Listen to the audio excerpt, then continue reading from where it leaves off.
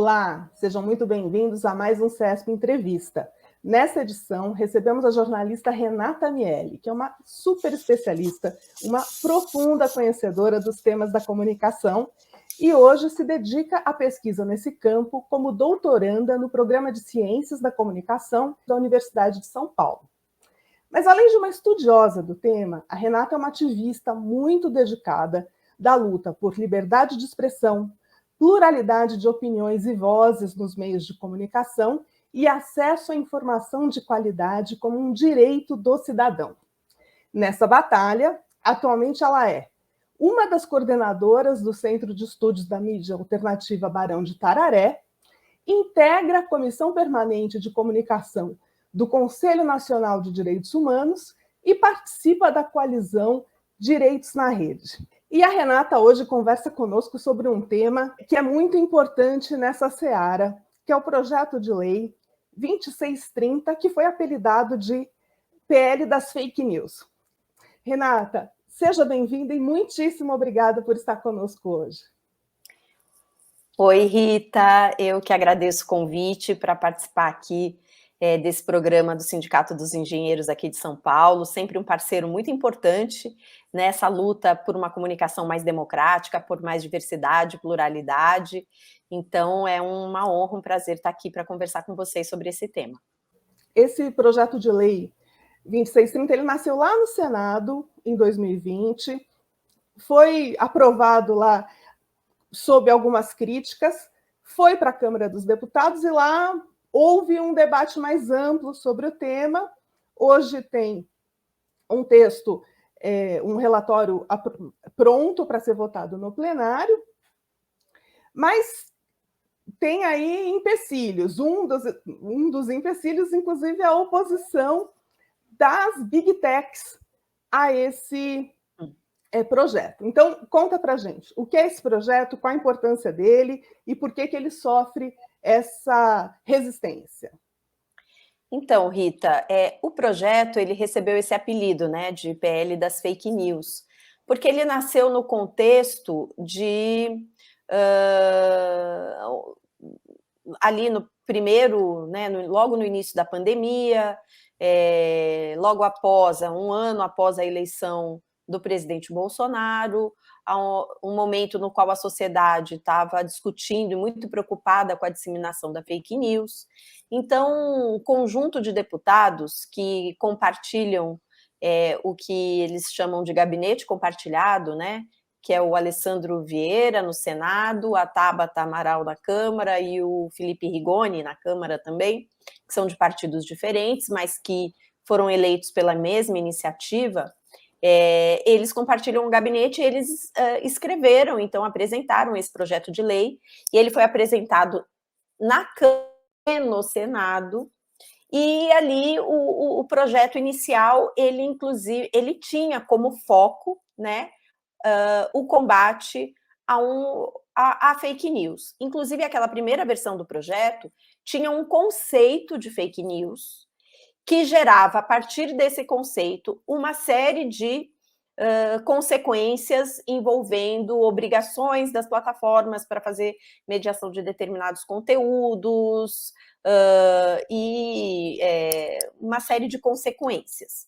Naquele momento, quando as entidades que atuam historicamente aí no campo dos direitos digitais e da luta pela democratização da comunicação, quando nós tomamos conhecimento desse projeto, fizemos uma série de reuniões com os autores do projeto, principalmente na Câmara, que era onde aparentemente havia um interesse e uma mobilização para votar. Na época, isso foi mais ou menos maio de 2020, um dos autores, que era o Rigoni, nos disse que o objetivo era aprovar o projeto em 2 semanas, né? Era pandemia, a Câmara já estava vivendo num rito especial, as comissões não estavam funcionando, não havia, então, possibilidade de audiência pública, debate mais amplo, mas nós conseguimos ali um diálogo de organizações diretamente com o deputado e iniciamos o apontamento de uma série de problemas que aquele projeto tinha e dos riscos que ele poderia trazer para a liberdade de expressão, para o direito à comunicação, em função do desenho que ele tinha construído ali, principalmente porque as pessoas, apesar da gente falar todo dia de fake news, Rita, né? Ah, isso é fake news, isso é fake news, isso é fake news. Há internacionalmente toda uma discussão sobre o conceito de fake news, que não é algo simples de ser definido, né? E pior, você até pode, por exemplo, a União Europeia e muitos pesquisadores, eles adotam um conceito que, na verdade, é de desinformação, que vincula esse conceito ao quê? A uma intencionalidade. Então, é todo conteúdo que tem o propósito e que foi produzido com o propósito de produzir um dano a alguém ou a grupos, né? E auferir lucro, né? Então, tem propósito político, cultural e econômico, né? Ou seja, então tem uma intencionalidade. Só que quando a gente traduz isso para um projeto de lei que vai tentar limitar a circulação de conteúdos com base nesse conceito, ele é genérico o bastante para fazer com que, inclusive, conteúdos que são legítimos e que não são fake news possam ser excluídos do debate público.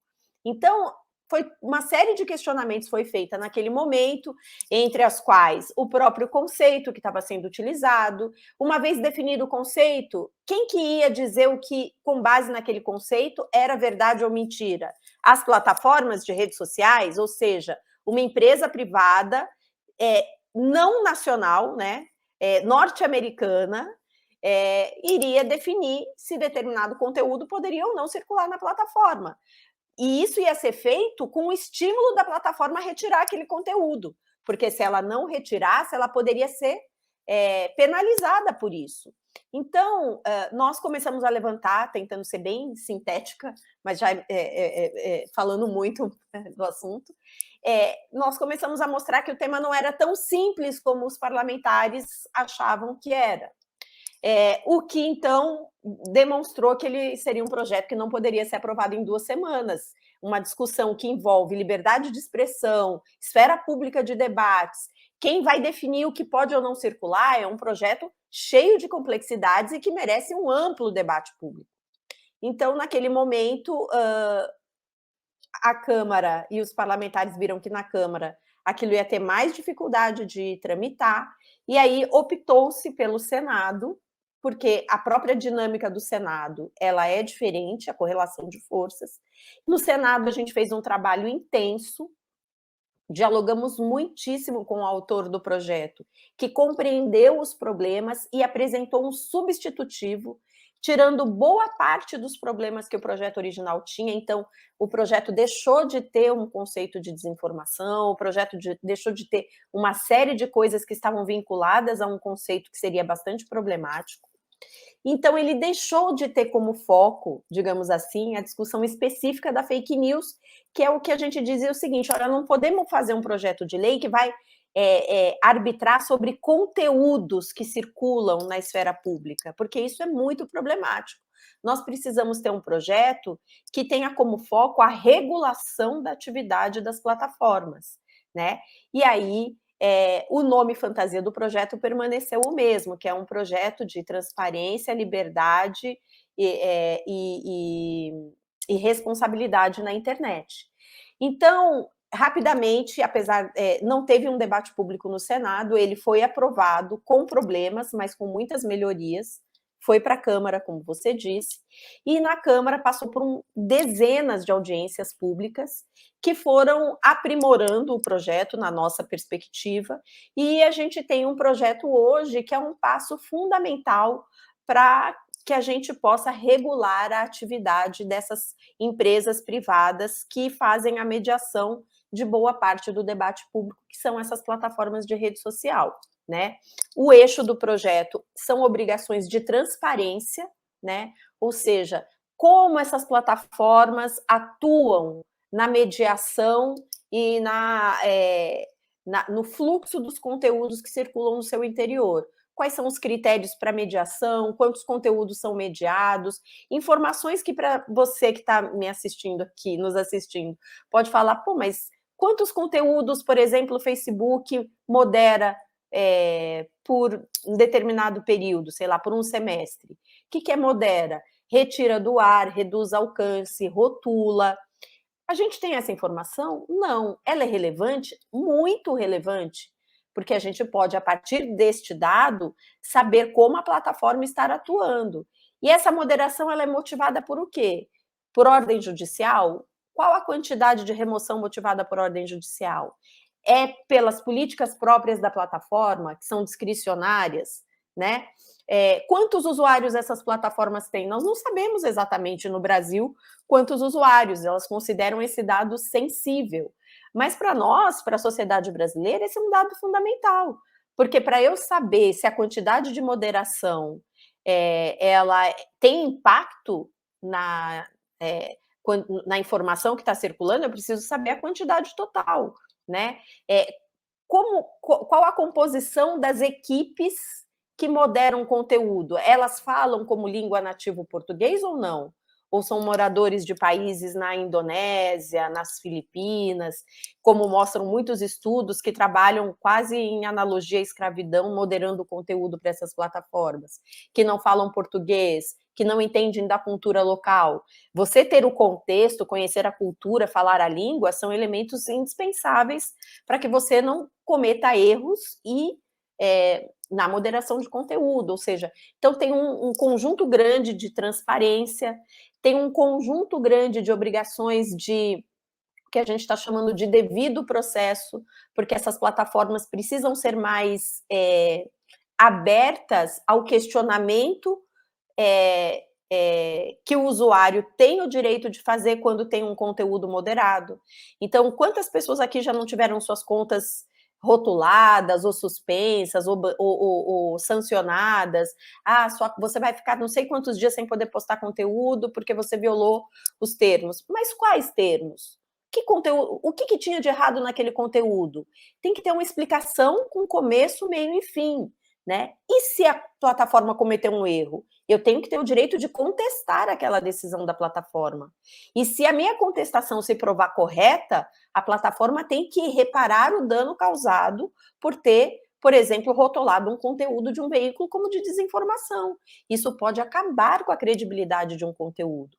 Ou seja, são uma série de medidas que tornam o ambiente das redes sociais mais seguro, mais transparente, e que a gente, a partir dessas informações, também pode ter uma ação mais direta para enfrentar a desinformação.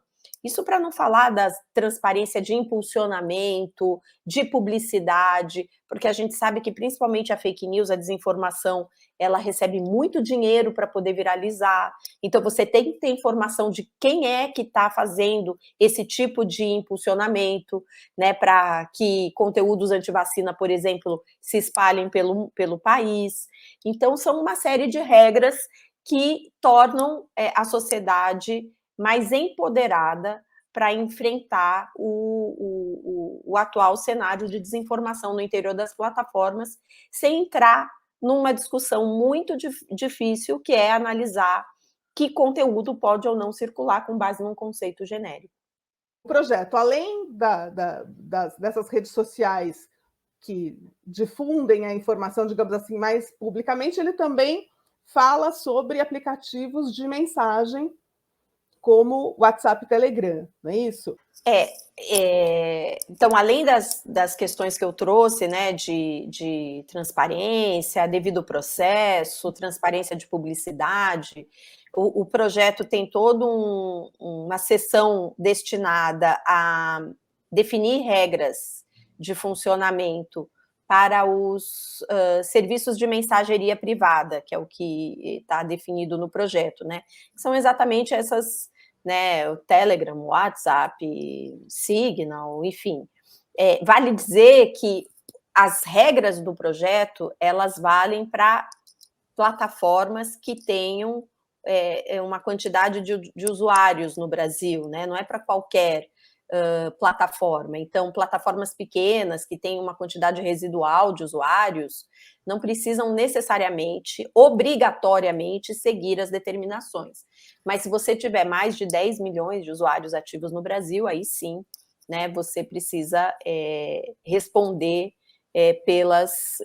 seguir o que está determinado na lei. E, nesse caso, o WhatsApp e Telegram, né, são plataformas que já extrapolam muito mais essa quantidade de usuários.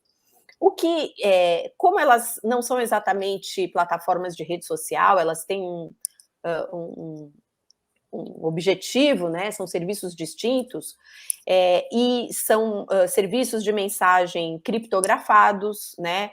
Que tem múltiplas funções sociais hoje, desde a mensagem interpessoal, que eu troco com você, e que é uma mensagem totalmente privada, né?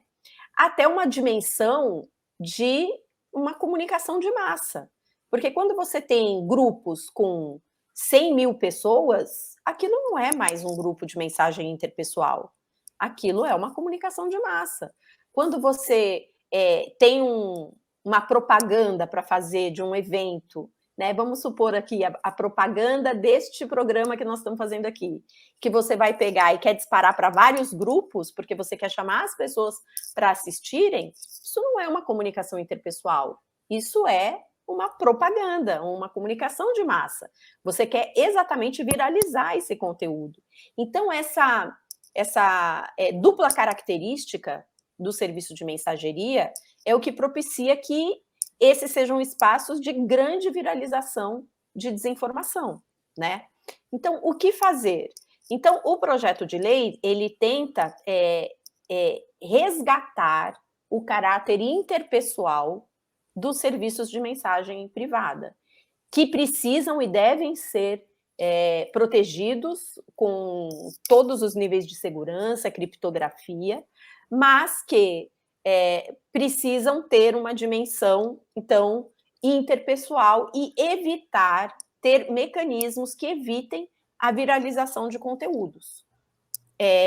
Então, para evitar a viralização de conteúdos, o projeto propõe a redução dos encaminhamentos, o projeto propõe a proibição do uso de ferramentas de disparo em massa, o projeto propõe um mecanismo que é semelhante ao da escuta telefônica, né, do grampo telefônico, para que você possa, em caso de denúncia e investigação judicial, poder fazer a busca dos metadados e tentar chegar, né, na pessoa, né, que disparou a mensagem originalmente de desinformação ou qualquer tipo de mensagem ilícita, digamos assim. Então, são questões envolvendo, de novo, os procedimentos, né, que estão relacionados à operação da plataforma.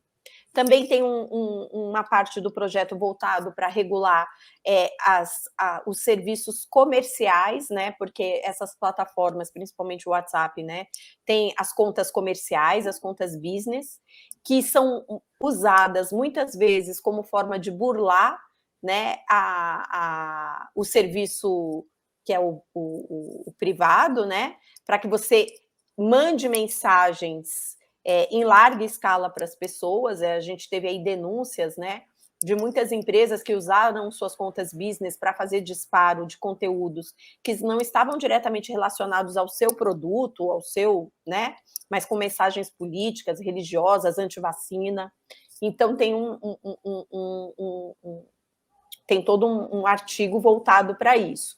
Então, tentando cercar da melhor maneira possível as formas de conter a disseminação da desinformação no interior dessas plataformas.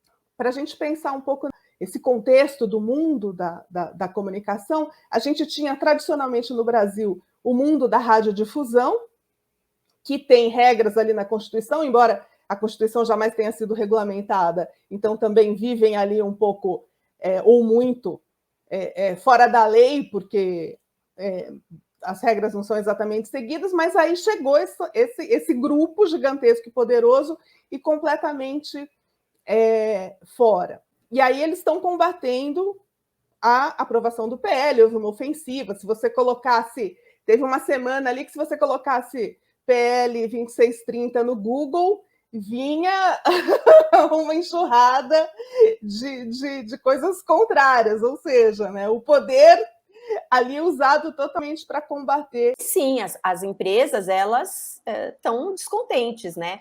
Não é só quando você fazia a busca. Teve um período no Google que quando você entrava no Google para fazer uma busca, independente de qualquer busca que fosse, tinha lá um link logo embaixo da caixa de ferramenta de busca dizendo entenda porque o PL de fake news pode mudar a internet como você conhece, não lembro se era assim a frase. As empresas publicaram anúncios nos jornais, quase um terrorismo midiático, né, dizendo que em vez de combater fake news, o PL ia acabar com a lanchonete, com a padaria do seu bairro, né? Ou seja, essas empresas, elas usaram fake news, usaram desinformação para enfrentar o projeto 2630. E isso é um comportamento que essas empresas não têm só no Brasil, elas têm em todos os países do mundo que estão adotando legislações com o objetivo de impor qualquer forma de regulação para a atividade dessas plataformas. Porque a opacidade e a ausência de regras é o que garante o modelo de negócio dessas empresas, né? De coleta de dados que monetizam os usuários para que elas ganhem dinheiro e que elas fazem com que é o ativo, né, econômico que faz com que elas sejam hoje as companhias mais lucrativas do mundo, na frente até de petrolíferas, né? Então, se antes as petrolíferas eram as empresas com maior faturamento no mundo, hoje são essas big techs que vivem da mineração de dados, que vivem da nossa presença intensa em 24 horas, 7 dias por semana, 30 dias por mês lá, comentando, compartilhando, produzindo, deixando nossos dados e ajudando a monetizar essas empresas que não prestam nenhum tipo de informação sobre suas atividades para a sociedade.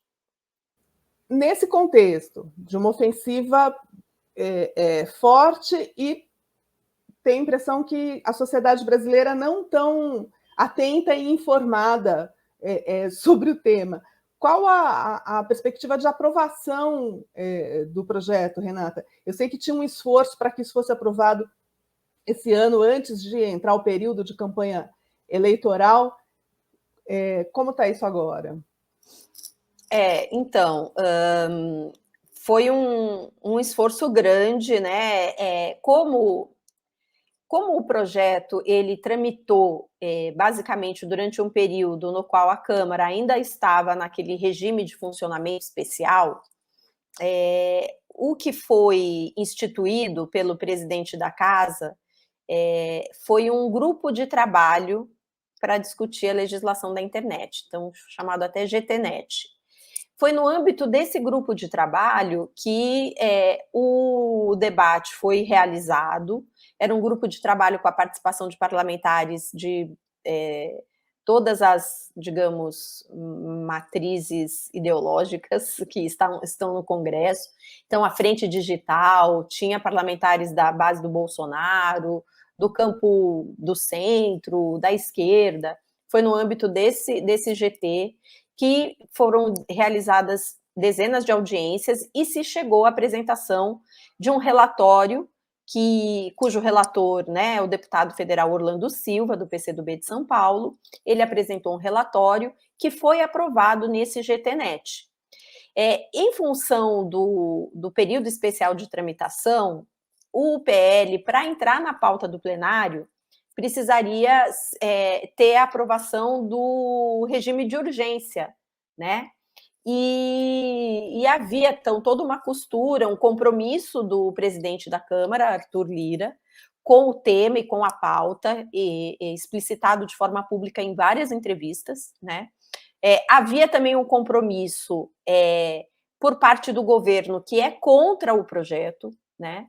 Mas havia o compromisso da aprovação da urgência, porque a urgência não debate o mérito, a urgência apenas faz com que o projeto vá para ser discutido no plenário. Então, havia lá um compromisso, e a votação da urgência do projeto, então, estava mais ou menos que, digamos assim, acordada. Isso é comum no âmbito do parlamento brasileiro. você faz acordos para colocar determinados temas em pauta. Isso não é nenhum compromisso com a votação favorável ao tema.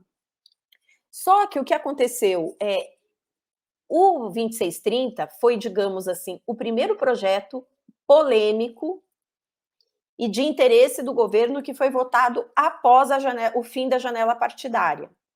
E com a janela partidária, sabemos todos aqui que o campo que mais ganhou, né, partidos foi a base bolsonarista, inclusive o próprio partido do Bolsonaro, que cresceu bastante na janela partidária. E na véspera da eleição, apesar de haver o acordo do governo, parlamentares governistas mais radicalmente contra o projeto procuraram o Planalto para pedir para que o Planalto operasse pela não aprovação da urgência. E aí houve a votação, né? E foi ali digamos assim, um teste de fidelidade, o primeiro teste de fidelidade da base que tinha se movido, né, mudado para o governo. E por conta de 7 votos, a urgência não foi aprovada, né? A urgência teve a maioria dos votos, mas como o quórum é qualificado, faltaram 7 votos para aprovar a urgência. Aí agora a urgência poderia ser pautada novamente, porque isso não seria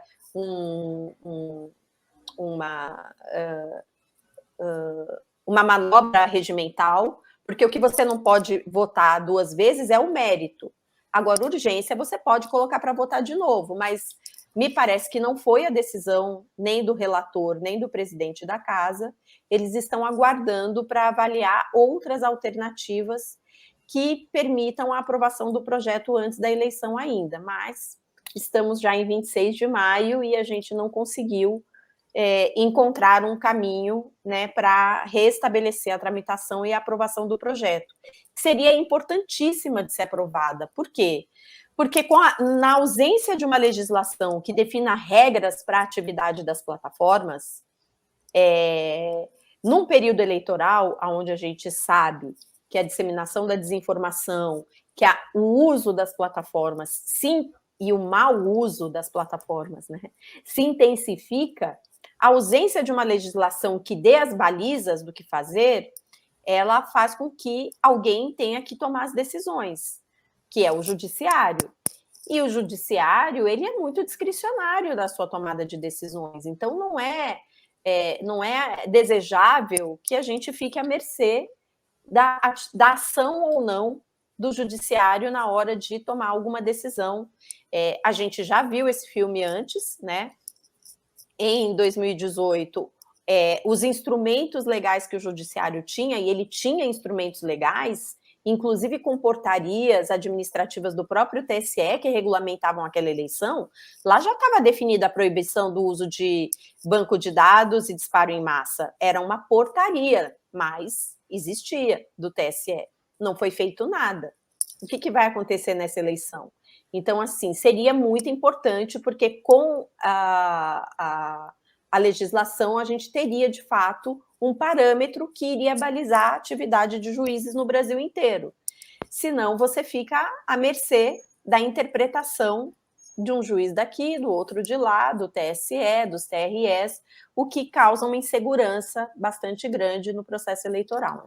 Renata, essa discussão fica, inclusive porque houve esse movimento do governo para brecar o regime de urgência e, como consequência, segurar a apreciação e eventual aprovação do projeto, pode ficar parecendo que esse tema é um tema de interesse de um campo ideológico, de um campo partidário da sociedade brasileira. Mas, no entanto, me parece que ter mais clareza e mais exigência de compromisso, de um comportamento mais ético das plataformas, e, ao mesmo tempo, regras que balizem o comportamento dos usuários nessas plataformas, me parece que seria do interesse geral. E no meio dessa discussão, a gente travando essa discussão aqui No Brasil, apareceu o personagem Elon Musk querendo comprar o Twitter para garantir liberdade de expressão, porque ele acredita que não pode ter regra nenhuma. Então, ele vai ser dono da plataforma para que ninguém exerça nenhum cerceamento. Como que é essa história? Assim, essa liberdade de expressão, que é um valor, é um princípio, é um valor constitucional, inclusive no Brasil, mas por que a gente precisa ter regra, ordenamento legal para garantir liberdade de expressão? Esse é um tema fundamental e bem difícil de ser discutido, porque nós defendemos a liberdade de expressão, ponto. Né? Então, que não fique nenhuma dúvida com relação a isso. Ocorre que, e nós há anos temos feito um debate, né, sobre a necessidade de se defender, de se ampliar a liberdade de expressão. No âmbito do Fórum Nacional pela Democratização da Comunicação, quando eu ainda estava coordenadora geral, logo após o golpe, lançamos uma campanha de denúncias das violações à liberdade de expressão que estavam sendo cometidas, então, pelo presidente Temer e que passaram a se institucionalizar no Brasil com o Bolsonaro. Então, assim, a defesa da liberdade de expressão é algo indispensável para qualquer sociedade democrática.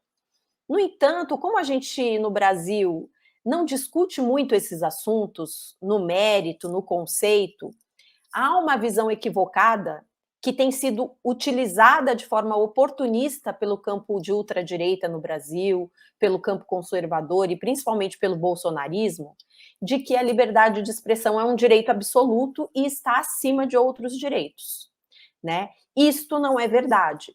Primeiro porque a liberdade de expressão, ela não é guarda-chuva para o abrigo de crimes de toda sorte que podem ser cometidos pela expressão, pela manifestação das pessoas. Racismo não é liberdade de expressão. Homofobia não é liberdade de expressão. Discurso de ódio contra segmentos vulneráveis na sociedade, por exemplo, contra os indígenas, não é liberdade de expressão, né? E isso é um tema bastante polêmico, porque a nossa Constituição, ela defende a liberdade de expressão, ela é um valor constitucional, um direito que está lá no artigo 5º, né? E que está colocado de uma maneira preferencial, de fato, na nossa Constituição. Porque a nossa Constituição, ela foi aprovada em 1988 e ela traz uma mensagem política para a sociedade, que é, a partir de agora, estamos fechando a porta de uma fase da história do Brasil que violava direitos fundamentais de forma sistemática. A partir de agora, estamos fechando, né, encerrando um período da história do Brasil onde se promovia censura contra veículos de comunicação, contra a imprensa, contra jornalistas, que se perseguia e matava pessoas porque elas manifestavam alguma opinião política. Então, a Constituição, ela traz de uma forma preferencial e não estabeleceu limites claros para o exercício da liberdade de expressão, né? Então, nós temos limites legais, o racismo é um limite legal, né? O crime de homofobia é outro limite legal. Mas, por exemplo, diferente de outros países como a Alemanha, no Brasil a gente não tem uma definição de discurso de ódio e nem limites para o discurso de ódio. O que é discurso de ódio no Brasil? A gente não tem essa discussão. A gente tem a percepção do que isso é, mas nós não temos. Então, em função dessa visão preferencial que a gente viveu nos últimos anos para valorizar a liberdade de expressão, hoje tem um segmento grande da sociedade que usa a liberdade de expressão como anteparo, né, como escudo para promover discursos que não são protegidos pela liberdade de expressão, né? E o bolsonarismo é um exemplo claro disso. Quando você sai às ruas e defende abertamente a cassação dos membros do STF, o fim do STF, a volta da ditadura, quando você defende a tortura, ou quando você faz alguma manifestação homofóbica, racista, nada disso está em acordo com a liberdade de expressão. Por isso é preciso ter regras, né? Só que o Brasil não tem um debate mais aprofundado sobre essas regras. É um terreno bastante,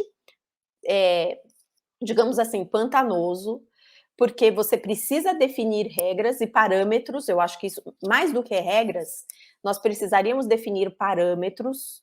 Esses parâmetros deveriam ser definidos de uma forma pública, né? E a gente deveria ter espaços multissetoriais que funcionassem como um certo observador de discursos que pudessem extrapolar os parâmetros definidos na liberdade de expressão. Então, esse é o grande problema que nós vivemos hoje, né? Então, o Elon Musk, e isso não está acontecendo só no Brasil, porque o mundo inteiro vive essa pandemia da desinformação, né? É uma pandemia, né? E o uso da desinformação, ele é um uso, como a gente já falou aqui, que tem um propósito. E o propósito é econômico e político. E é desestabilizar as democracias, é retirar direitos, é gerar um ambiente propício para mais acumulação de capital dentro da nova etapa dentro dessa nova etapa do sistema capitalista que a gente vive, né? Então, quando o Musk usa esse exemplo, que não é à toa, que é parecido com o Trump, que é parecido com o Bolsonaro, né? Porque eles são ideologicamente alinhados, é essa mesma ideia, a ideia de que você pode e é um valor, né? É uma ideia que coloca a dimensão da liberdade de expressão no campo de um direito individual, né? Lá atrás, olhando as declarações de direitos humanos, ela tinha uma dimensão individual muito forte, mas com a complexidade dos meios de comunicação, o desenvolvimento da sociedade, nós não podemos deixar de encarar a dimensão coletiva da liberdade de expressão. E a ideia de que o direito do indivíduo, ele termina, né, digamos assim, quando você tem um direito coletivo mais amplo. Então, por exemplo, vamos pegar um exemplo, a coisa do antivacina. Eu tenho o direito de dizer que a vacina pode causar doenças, não proteger de doenças, que a vacina pode causar autismo, né, onde já se viu a coisa mais absurda, ou que a vacina mata, e tudo isso é uma grande mentira, né? Mas eu tenho o direito de dizer, é meu direito não vacinar o meu filho. Será que é mesmo seu direito? A vacina é uma questão de saúde pública. Se cada pessoa individualmente começar a tomar a decisão de que não quer mais tomar vacina, doenças que já estão erradicadas vão retornar. É o que aconteceu com o sarampo. Por que o sarampo voltou recentemente? Porque essa ideia do indivíduo sobre o coletivo estimulou que um monte de pessoas deixassem de se vacinar, porque é um direito individual, não é. E a pandemia do coronavírus mostrou que quanto mais pessoas vacinadas, maior controle sobre a gravidade da doença. Então, não é um direito individual. E assim também, por isso a liberdade de expressão tem uma dimensão coletiva, né? E quando você usa o seu direito de expressão para atacar um direito da sociedade, para atacar uma questão, né, que pode trazer danos coletivos à vida das pessoas, como no caso da vacina, isso não pode ser considerado liberdade de expressão, né? Então, o Musk, o Trump, o Bolsonaro têm essa visão, porque essa visão do indivíduo sobre o coletivo, né, que inclusive é estimulado por essas plataformas, que são espaços totalmente individualistas, né? Então, a selfie, é o eu, é a minha imagem acima de todos, é o que eu... Então, assim, essa coisa deturpada do indivíduo sobre a sociedade é o que essas pessoas querem patrocinar. Então, esse é o objetivo do Musk, né? Ele permitir que discursos que favorecem os interesses políticos e econômicos dele possam circular livremente, sem qualquer tipo de anteparo, para que ele tenha, né, seus direitos aí defendidos, em detrimento de interesses mais gerais da sociedade. Como ele, inclusive, andou fazendo, manipulando o mercado de ações ali com informações que não eram precisas e fazendo subir as ações da Tesla, depois, algumas horas depois, não era bem assim. Mas, enfim, embora você tenha citado aí o trio Trump, Musk e Bolsonaro, cabe até lembrar que o projeto, o PL 2630, beneficia o conjunto dos cidadãos, que, por exemplo, todos os usuários, inclusive esses, terão regras claras do que eles podem fazer na plataforma. Por exemplo, a cassação da conta do Trump nas redes sociais. Intuitivamente, as pessoas de bom senso falaram, mas pelo amor de Deus, tinha que caçar mesmo, mas baseado em que regra? Em que combinado legal a plataforma faz isso? Isso é muito grave, né? Porque a gente viu no Facebook Papers, né? Que foi, né, as várias denúncias que foram divulgadas, né? Pela funcionária do Facebook, que inclusive o Facebook fazia vistas grossas para contas de personalidades que tinham muito alcance. Então, determinadas pessoas tinham uma margem maior para ferir os termos de uso da plataforma, enquanto os seres comuns eram, né? E a gente lidar com o senso comum é muito difícil, né? Então, é claro, assim, você olha o que o Trump fez, mas e o que o Bolsonaro fez aqui no país? Mas por que baniu o Trump? Baniu o Trump, vamos lembrar aqui, nos 45 minutos do segundo tempo, quando eles já sabiam que o Trump não ia ser mais presidente dos Estados Unidos e que eles não, né, se banissem, não iam ter consequências nenhuma, né? Mas vamos pensar aqui, por mais que a gente não goste do Trump, né? É razoável que uma empresa privada tenha o poder de banir a conta de um presidente da República de qualquer país que seja do mundo? Com base em qual regra? Sem ordem judicial? Por uma política própria de uma empresa privada? Isso não é razoável. Porque da mesma maneira que eles baniram o Trump, eles liberaram o discurso de ódio e discursos violentos contra pessoas, contra russos agora na guerra, porque eles estão alinhados com a OTAN. Eu não estou nem defendendo a Rússia, não estou querendo entrar na polêmica da guerra, mas olha só. Aliás, a gente sabe que quantas páginas sionistas são mantidas no Facebook e quantas páginas em defesa do povo palestino eles retiram sumariamente, sem dar qualquer explicação do porquê aquelas páginas estão sendo retiradas. É razoável que uma empresa privada tenha tanto poder sobre a esfera pública de debates, da mesma maneira que eles baniram o Trump? Vamos supor que o Lula seja eleito agora na eleição e fale qualquer coisa lá numa plataforma. Uma plataforma tem o direito de banir a conta do presidente do Brasil sem ordem judicial, sem qualquer processo público ou um debate público? Então, nós também temos que criar regras, por isso que a gente precisa de regras, porque essas plataformas não podem ter mais poder ainda. E o senso comum das pessoas, qual que é? Não, a gente tem que fazer com que as plataformas retirem as fake news, porque as fake news estão prejudicando, então temos que criar uma obrigação para que as plataformas retirem os conteúdos de fake news. Esse é o senso comum. Mas, e quem que vai decidir o que é fake news? A própria plataforma? E se ela for responsabilizada por o conteúdo que está lá, qualquer coisa que parecer problemático, eles vão começar a retirar para não ter qualquer responsabilidade sobre aquilo. Então, assim, muitas vezes o que parece bom não é bom quando a gente olha de conjunto como é que isso pode ser aplicado.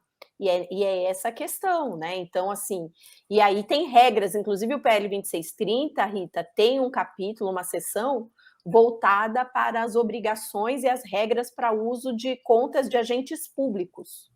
Inclusive, como a plataforma tem que tratar essas contas, que elas precisam sofrer moderação, elas podem sofrer moderação, mas se a plataforma retira a conta de um deputado qualquer, né, suspende a conta de um deputado qualquer, com base nos seus termos de uso, sem qualquer ordem judicial, se o deputado conseguir via judiciário uma liminar provando que aquele conteúdo não agredia ninguém, não feria liberdade de expressão, não tinha nada de mentira ou desinformação, a plataforma é obrigada a restituir a conta daquele parlamentar.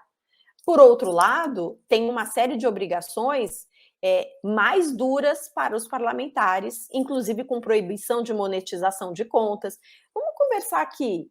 O YouTube lá do Bolsonaro, será que é monetizado? Será que é razoável que um presidente da República tenha uma conta monetizada, porque ele só tem o alcance que ele tem porque ele é presidente da República? Ele é uma conta quase de interesse público, apesar de ser a conta pessoal do Jair Bolsonaro. E está ganhando dinheiro do Google, será? Eu não sei. Mas o que eu sei é, não pode ganhar. Agente público não pode ter conta, com mandato, não pode ter conta monetizada. Então, são regras, são coisas que criam um ambiente mais ético, né? Mais, digamos, republicano, tanto por parte dos usuários das plataformas, quanto por parte das próprias plataformas respeitarem as leis locais e os ritos legais na hora de você moderar, né, a livre expressão das pessoas, né? Fica muito evidente que não tem nada de simples nesse assunto, ele é complexo, cheio de meandros. O projeto, como a Renata colocou, é um avanço, mas não necessariamente vai resolver todas as questões. E é importante que esse debate público cresça de maneira mais aberta, mais democrática, mais transparente, que a informação correta sobre isso chegue a mais pessoas, e é isso que a Renata nos ajuda a fazer aqui hoje. Renata, muitíssimo obrigada pela participação. Aprendemos aqui muito com você e vamos todos ficar mais atentos a esse tema e esperar que a gente tenha um ambiente melhor na internet para nos relacionarmos, trabalhar, estudar, participar da vida pública, que afinal de contas faz parte da vida cotidiana de todo mundo. Muito obrigada, Renata. Eu que agradeço, Rita, é um prazer estar aqui com vocês e qualquer coisa é só gritar que a gente tenta ajudar aí de alguma maneira. Maravilha, muito obrigada. E muito obrigada também a você que assiste a mais esse CESP Entrevista. Continue conosco aí no canal do CESP, acompanhando as atividades e os conteúdos bacanas. Valeu, até a próxima!